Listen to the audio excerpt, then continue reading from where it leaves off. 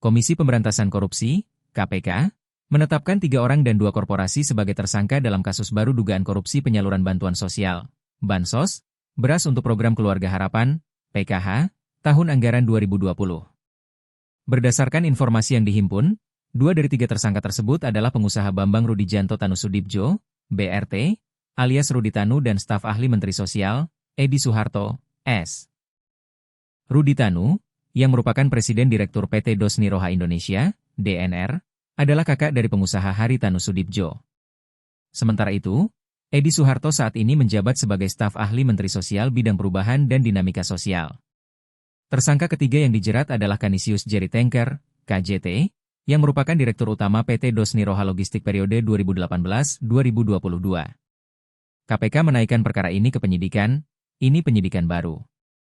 Kami mulai penyidikannya di Agustus ini, ujar juru bicara KPK, Budi Prasetyo, di Gedung Merah Putih KPK, Jakarta, Selasa, 19 Agustus 2025, malam. Budi membenarkan bahwa KPK telah menetapkan 3 individu dan 2 korporasi sebagai tersangka. Diduga kuat, 2 korporasi tersebut adalah PT Dos Niroha Indonesia dan PT Dos Niroha Logistik. Penyidik melihat memang tindakan-tindakan yang dilakukan terkait dugaan tindak pidana korupsi dalam pengangkutan atau penyaluran bansos beras ini adalah tindakan-tindakan korporasi, jelas Budi. Dalam proses penyidikan, KPK telah melakukan pencegahan bepergian ke luar negeri terhadap 4 orang sejak 12 Agustus 2025 untuk 6 bulan ke depan. Keempat orang tersebut adalah Bambang Rudijanto Tanusudibjo, BRT, Edi Suharto, S, Canisius Jerry Tanker, KJT, dan Herito, HT, yang menjabat Direktur Operasional PT Dos Niroha Logistik.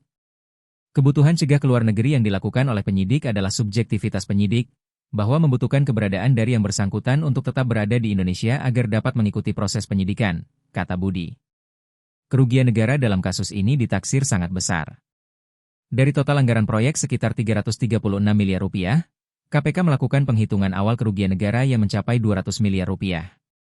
Itu yang masih akan didalami terkait dengan kerugian negaranya, karena ini masih hitungan awal oleh penyidik. Tentu nanti KPK akan berkoordinasi dengan auditor negara untuk melakukan penghitungan kerugian negara itu nantinya, sebut Budi. Kasus ini merupakan pengembangan dari perkara korupsi Bansos di Kementerian Sosial yang sebelumnya telah diusut oleh KPK. KPK mengimbau agar semua pihak yang dipanggil dapat bersikap kooperatif untuk memperlancar proses penyidikan. Harapannya tentu KPK mengimbau kepada para pihak terkait untuk bisa kooperatif memenuhi panggilan pemeriksaan, sehingga proses penyidikan perkara ini bisa efektif dilaksanakan dan segera tuntas, katanya. Download Tribun X sekarang, menghadirkan lokal menjadi Indonesia.